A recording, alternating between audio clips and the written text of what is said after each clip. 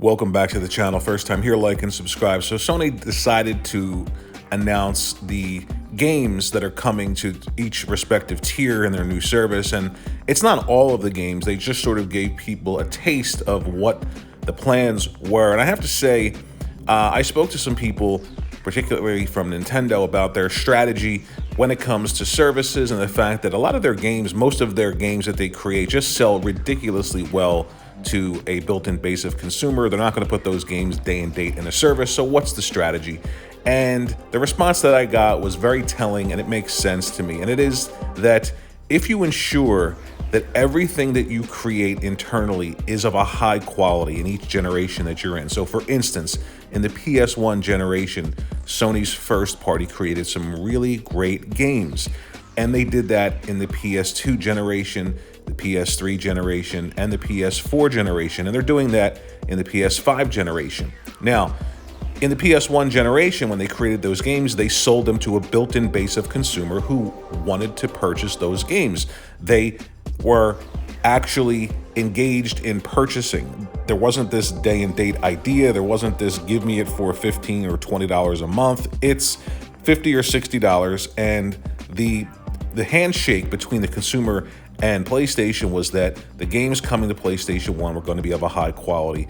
And you knew that, and you were willing to spend the money to get those experiences. Now, making those games high quality means that when the generation is over or when the generation is nearing completion, you have a catalog of high quality games that then you can re-engage those games in a service, which means that your service is going to have high quality games. And you follow that strategy all the way through every single generation. So now with Sony's subscription service and the tiers, the PlayStation Premium tier, they don't need day and date to sell it because they ensured that the games they created during the PlayStation 1 generation were of a high quality. They sold for $50 or $60. Later on, they packed them into the system to sell the system and the games. Then there was a discount, and now years and years later, they've got a subscription service. And because they did the work back in the day to ensure quality, they now have quality software for a subscription service. It doesn't matter that it isn't new software because it is still of a high quality. And the same thing follows through the PlayStation 2. They created some great IPs, and they were great at the time that the system launched and at the time that those games launched, and they're still great high quality games. And they make a subscription service very attractive. PlayStation 3, PlayStation 4, and it's going to happen with the PlayStation 5. So I really like this strategy. I like the idea of knowing that there is it's almost like a sort of a relationship that you have with the platform holder. This is new hardware.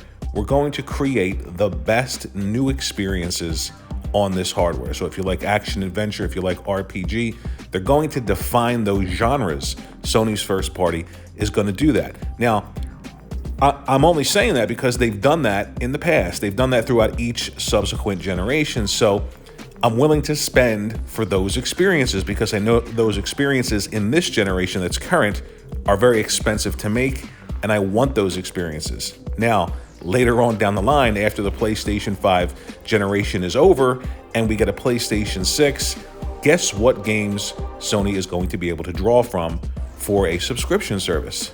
The PlayStation 5 high-quality AAA games that originally we were all willing to spend $60 or $70 for within this generation, but the next generation, they're only going to make the subscription service much more valuable to the point where day and date isn't a necessity. It's this feedback loop. We're in a generation, make great games, buy great games. The next generation, the service has those great games in it, and we're waiting for the new generation's great games.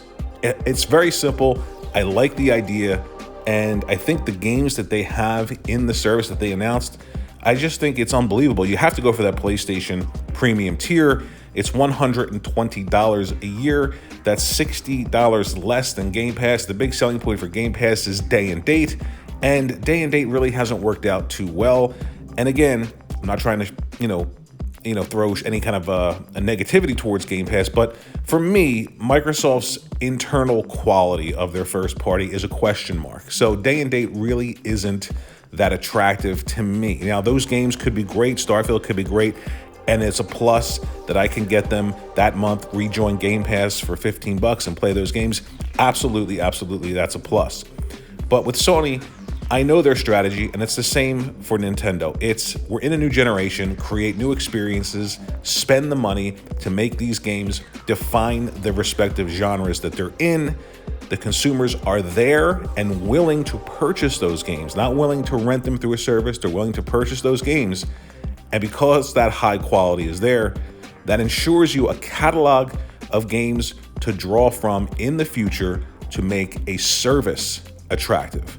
It's a constant loop, and I really think it's smart. And the games that they're showing off, like Siphon Filter, I am just excited for. Let me know what you think in the comments section below. Thanks for watching, and I'll see you in the next video.